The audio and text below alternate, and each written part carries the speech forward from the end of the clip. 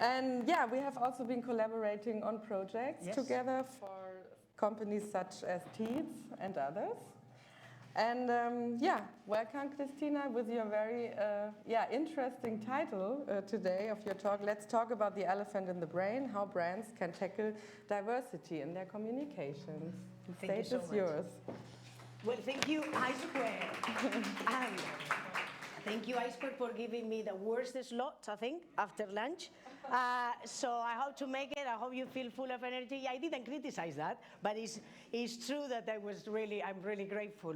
I can feel the energy, so I hope to to recover after last night as well. So this is Gareth guilty of that. So without further ado, representing society. I think this is obviously my something that is really close to my heart. That is, I think, is a must for brands to be representing humans in their entirety and well represented, meaningfully represented. At Walnut, you have already said what we do, but just very briefly. We like to say that we are not a research agency. We are the human understanding agency, which means that really we try to explain human decision making, we try to optimize brand strategy, and eventually we try to drive behavioral change. This is a way that Walnut has been working, as you will see, as combining techniques. One of the things that I have learned during these 15 years plus, so I have been in the market much more, but talking about neuroscience and what I learned about the brain is that our brain is much more designed to feel than to think. And by saying that has enormous implications in the way that I do understand these humans. For doing that, we have always tried to blend methodology. I think human complexity is that complex that it needs to be understood by different sciences. So I don't think that there's a silver bullet. I think today Graham as well was talking about how attention incorporated with emotional measurement is giving better and more accurate results. So I think everything is about how you can be adding methodologies. And this is how we have been doing and trying to bring our clients this human understanding. So now, because I knew that you wanted to talk about elephants, this elephant in the brains and why I think brands should tackle diversity and should tackle diversity in a meaningful way, right? So it's, and I love the word meaningful, how has been really the common denominator and theme, obviously, in this conference, because otherwise in this diversity, what can happen if it's not done authentically is that you can have a backlash and you can actually be judged as a tokenism. So I think to avoid tokenism, you need to be meaningful in the way that you portray this diversity. And real, I think advertising for, as far as I know, advertising, and I was working in the advertising industry as well, we were creating stories and characters perfect, right? So perfect people that don't exist. Perfect products that never, I have never encountered in that way. The perfect Photoshop burger that actually, it seems artificial. But we were paying enormous amounts of money to make this world artificial and unreal. Then we realized, and probably is a power shift that has happened, and is this humans that we are talking to, we're getting some power, and we're expecting much more for brands. And in these expectations, higher expectations, we can see how brands are starting to take a political stance. They are starting to be environmentally friendly. They start to support causes. And I think diversity is as well a way that these brands can have this response and the reciprocity from the humans. But by doing all of this, I think these brands, they realize that they need to be authentic. And this authenticism in brands, obviously a lot of people have been talking about, but I do believe that, and when you are showing minority groups and this diversity, you need to do it as authentic as you can, because otherwise these brains will actually detect this fakeness. and it would be much worse, the consequences that you will have if you don't portray those minorities nicely. We have observed a lot of commercial and brands representing these minority groups.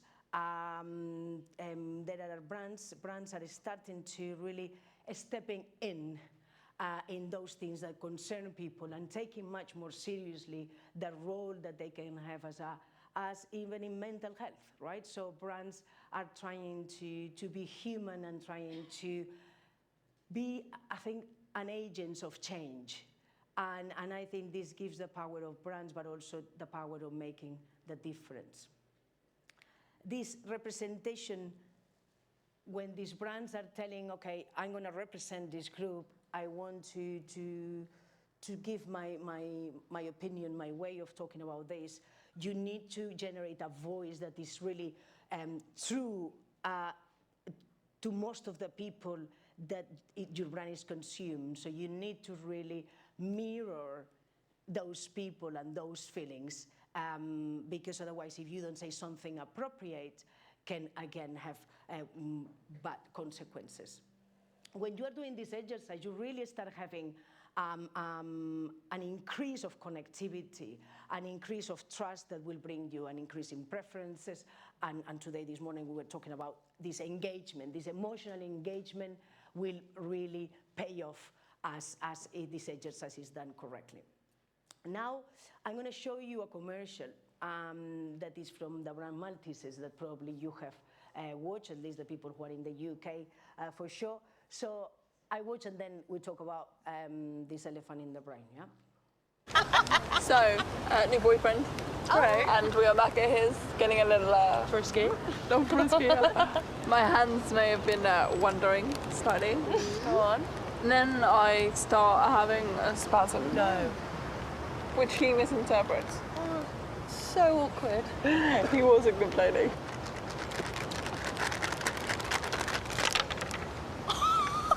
You're so bad. That's what he said. So yeah, I mean, the first time that you watch this ad, obviously you have a kind of dual reactions.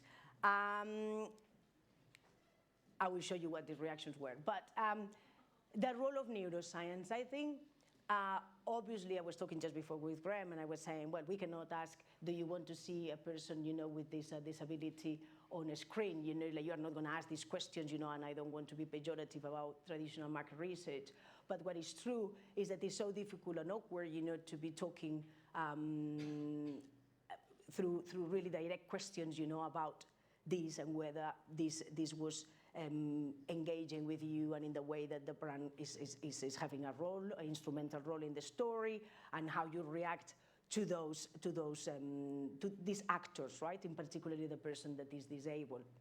And obviously, the story has a little bit of a nice way in which the punchline, you know, is when the brand is presented. So the narrative obviously works, and it's true that it worked. But we couldn't, so in a traditional way, we couldn't get what we needed to know. And so we decided to test it with neuroscience.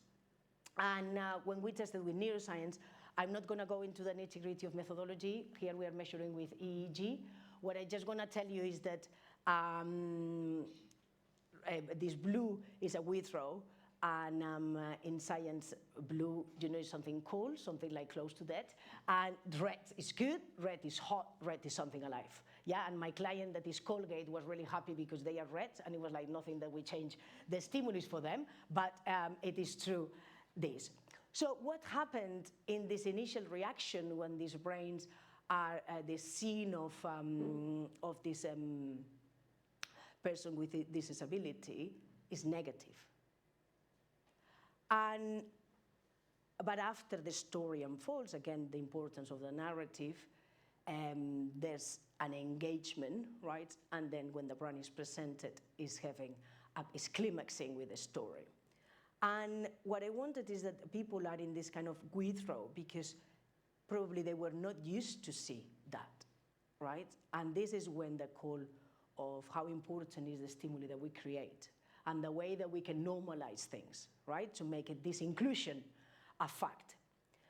So this is really the elephant in the brains, things that we don't want to talk about. So things that would be politically incorrect to mention. Things that, as we will see, Down syndrome. Well, it's not that. It's just probably I need to see more in order to accept these people to be integrated. And this is the brain, as I will explain now, how these predictive machines, we need to train them, right? So we need to train them. Well, at least this is my point of view, that obviously I could be wrong. So there are 3 P's in the brain that we said, and it's good to remember. The first P, as I was already alluding. So predictive in the sense that it's not a classic, obviously, information processor. It actually is working constantly about getting the rules of engagement in this world. And our brains combines all this information from the inside and from the outside world in order to predict what to do next. Actually, to predict what we hear, smell,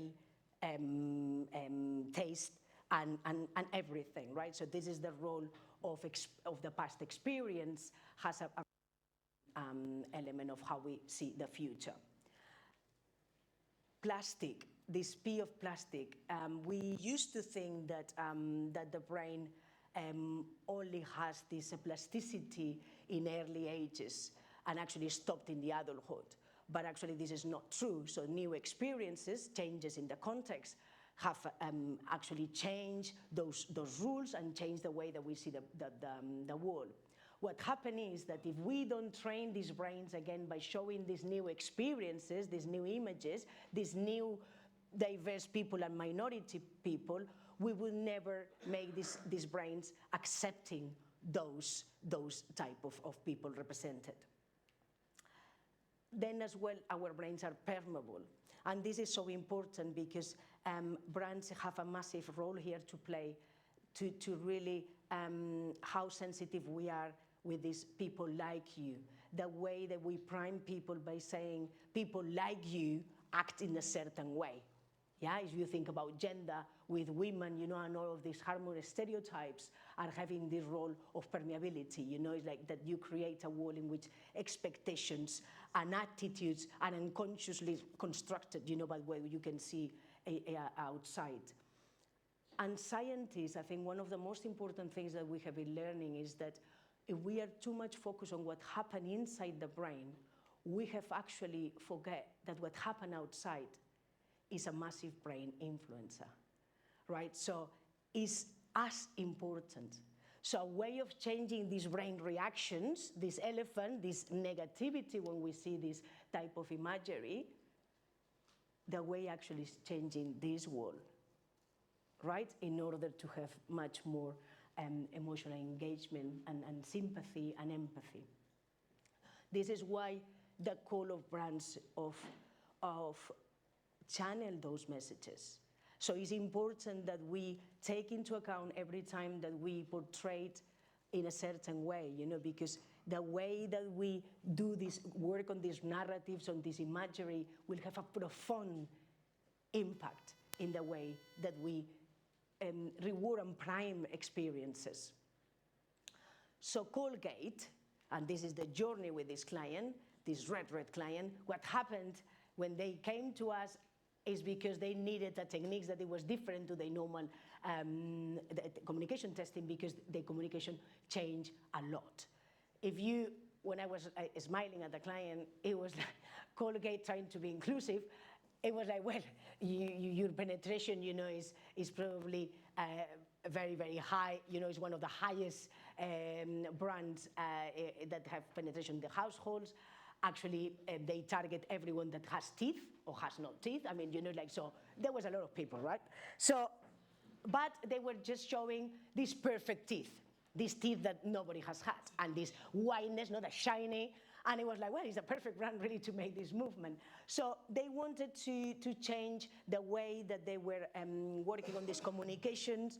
And they wanted, I think it's important, as many brands are doing, to develop this sense of belonging through the communications. And this is what Colgate was trying to do. This sense of belonging that is coming by these 3 Ps that I was talking earlier. So they started to work on an idea that they were saying your smile is your strength. So the shiny thing stopped. So it was a good elements, you know, that they were trying to change. So they create an ad, and I'm going to show you the ad now. Remember, blue is bad, yeah? You got that smile, oh, being down doesn't suit your style. Hold your head up, 'cause love will keep hope going strong. Smile when it gets dark, smile to brighten up your heart, just smile. Well, that was a moment. I think that from the elephant in the brain, we have the elephant in the room. So CEO, Colgate America, they were saying, well, I think we have a problem. We have a problem, and maybe and it's what they said, everyday audiences are just not ready for a commercial like that. A commercial that Colgate, a much traditional brand, was just not seeing it. So what we did is to test, we said, no, we can't do that. You know, like we need to give it a go, a hypothesis. So we start playing with the narrative, and again, the importance of the narrative. So we changed the narrative, and we test our hypothesis, and we retested the ad. And it's a kind of moment of voila, you know, and then I'm going to tell you what are the learnings that we took from that.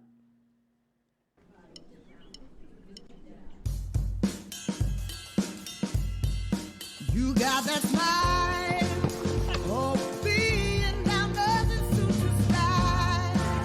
Hold your head up, 'cause love will keep hope going strong. Smile when it gets dark, smile to brighten up your heart, just smile. I was seeing that the teeth are pretty perfect still, but obviously, obviously the brands are doing small steps. There were a lot of things to improve. So still there are things that you could improve in the narrative, but the way that our hypothesis was around that the imagery, you know, of this Down syndrome to start with was not actually causing the strong withdrawal. Is that the brain, we were not giving the time to understand what the story was about. Or at least was a fair hypothesis to test, that is like starting by this is like unexpected. You know, the brain couldn't predict which was causing this initial withdrawal. But as soon as you can take someone in a journey, you can start seeing those changes and those differences. And it was a really, I mean, it seems that I faked the results even, you know, like you see that difference is quite amazing. Still, the brand is not climaxing, because obviously requires time, right? A brand cannot be from a perfect teeth, you know, story of with traditional commercials to this type of language. It's going to take time, you know. So these brands have to be patient as well in the journey. How people are not going to change perception in one day, and they cannot be meaningful to any of these people if they don't take the time to do that. We put a smile onto the CFO of the company as well. So the brand health first gave results that they were quite unexpectedly good for being the first commercial with this nature. And they were significantly up in most of the metrics, even in the emotional bond in areas like LATAM. The business impact as well with the first, they put on air the first version and also the optimized one as well. Again, it was the return of investment was much higher in a 43%. So the client, when he was giving this talk with me, you know, we were pretty impressed, you know, in these countries, you know, in a category that is so difficult to move metrics, you know, that a commercial like that had a go. So now to finalize, what are the learnings? I think is this authenticity, you know, doing well and understanding how you should portray it. I mean, I think the vignettes structure is a much more difficult way to do it than the conversion from Maltesers, but we are not going to talk about the storytelling, but I think it is a little bit of a stretch what they did it. So I think there's more authenticity to be done.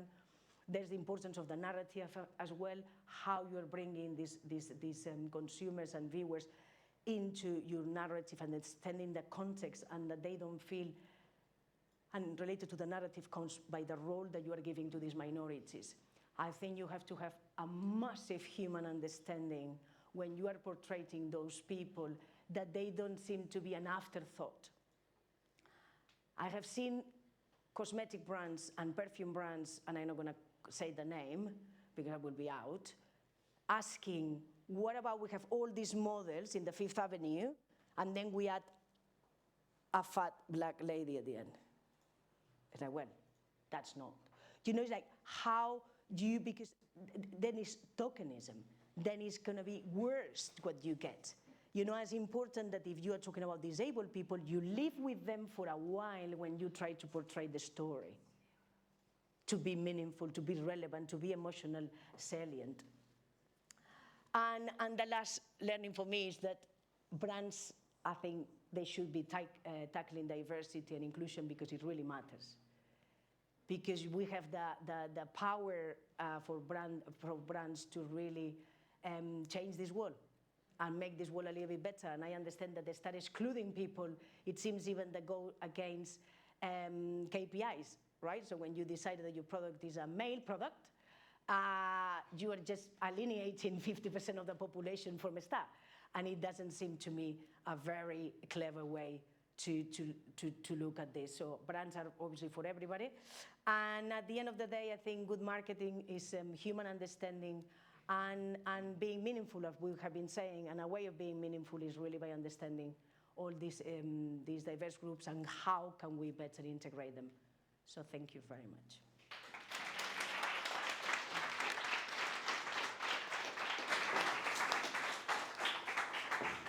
Thank you so much.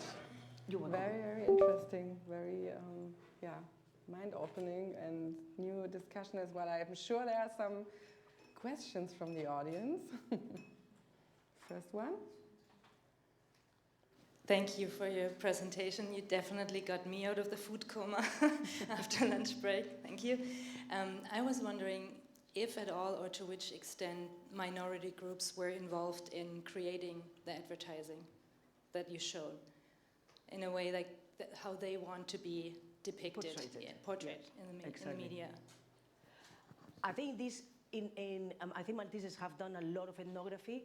You know, that I think is where these people, what I would like to test it, I think all of these exercises, we were talking as well with Graham about what to do next, you know, and I think it's important that we start seeing ideas like this, you know, that how I want to see portrayed, you know, like, but you have to go with me, you know, and then you have to be how these people live their everyday life, you know, in order to be able to mirror, you know, and I think it's very nice in Google that Google was talking in one minority report, because Google is a brand that is doing a lot, right? It's not just in so now I'm talking about commercials, but you need to do much more as a brand, right? So even starting by your organization. But Google was talking about brands are mirrors and windows. You know, and I think this is very nice, the metaphor, you know, in terms of how I'm mirroring these people, but how I can as well expand those horizons, you know, about what can they do. And I think all this, when disabled people are integrated and become a normal, and allow me to say this normal, I don't know what is normal, you know, but if there's a way of defining, is by not noticing it.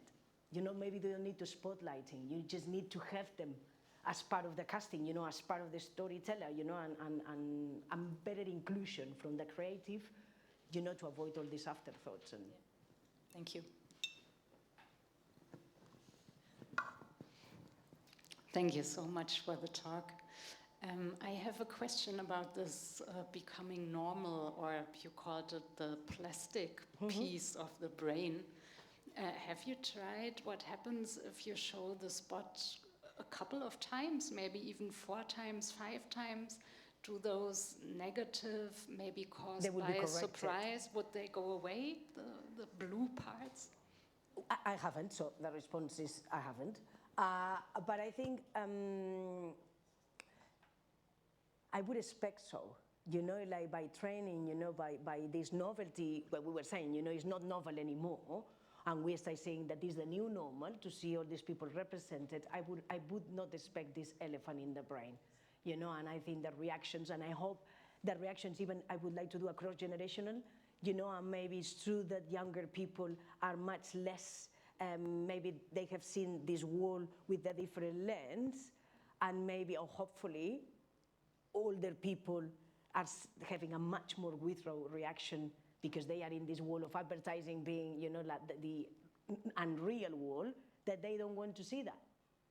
So I think as well generational could be another way of looking at that, you know, how we have been, what we want is this, yeah, that we start showing more and more of these people that at some point you just don't notice it. You know, there's no point of talking about. So hopefully. There are two other questions. The lady with the blue and then... Yeah, earlier this year, Budweiser had a campaign where they starred a transgender woman, and this campaign led to a massive decrease in sales. So what are your thoughts on that? I think it's a different topic. So transgender, I think you have to see as well, we are talking about a minority group, but have a lot of angles to look at, you know, and it's quite polarizing.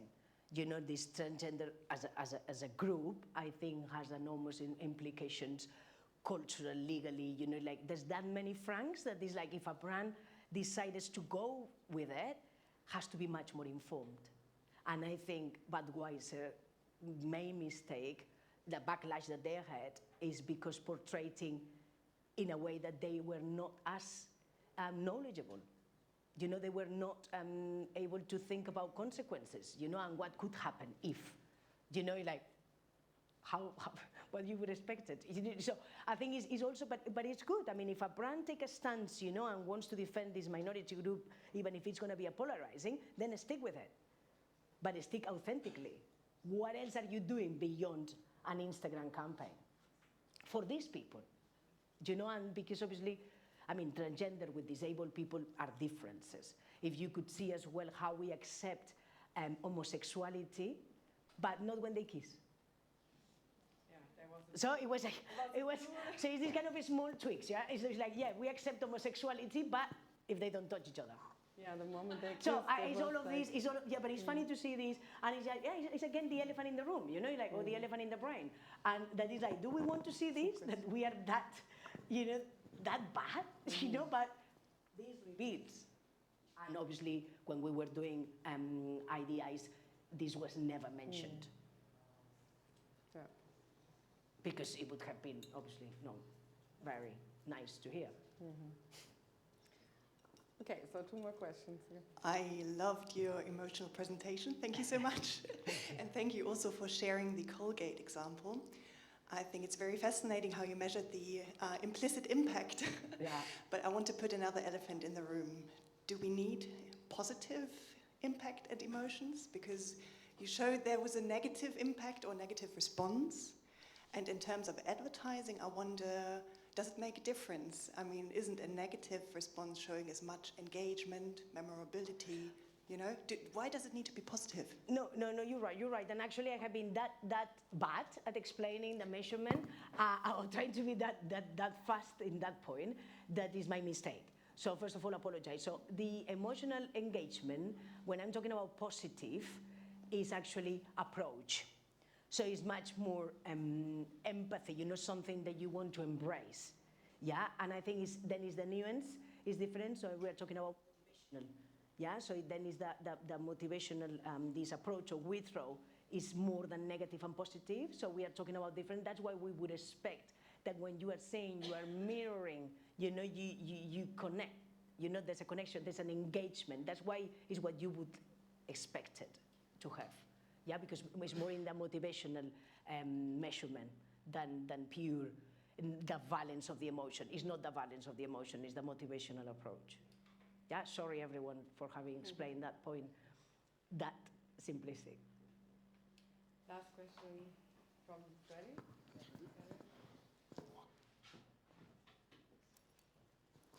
Hiya. Thank you for that talk. It was really enlightening. I had a question on the sort of positive and negative, like red and blue sections in terms of the brain, because that's just one idea about the brain and sort of the profile of the brain that it makes up. Like different sorts of people have different reactions to that. For instance, if you had, say, people who are, say, more accepting of homosexuality, the blue might be lower. But in terms of the actual sort of profiles of the people who you studied, do you have any more insights about, say, different responses to those like adverts? Yeah, a really great question. I haven't, but absolutely. So you would obviously expect, that people, this effect that I was talking about, people like me, to have a much more positive, and completely change the way of seeing that. But what I would probably challenge you that I want to see this not among this in-group or out-group. In terms of having, it would be interesting to see the differences, but what I would say to the client is that I want to see very similar pattern from this in-group and out-group. Yeah, because it means that we are all accepting. Doesn't matter there are people like me, but they deserve, to be seen and perceived, equal. But this would be very nice, actually, with a channel that unfortunately they cut budget. But we want to do more testing and having what you are saying, so this in-group and out-group as a way of seeing actually how we are evolving to the right place, where we can actually mirror those results regardless the group that you belong to. Thank you. Thank you. Thank you so much, Thank you. Cristina, Thank you. for your talk. We also have a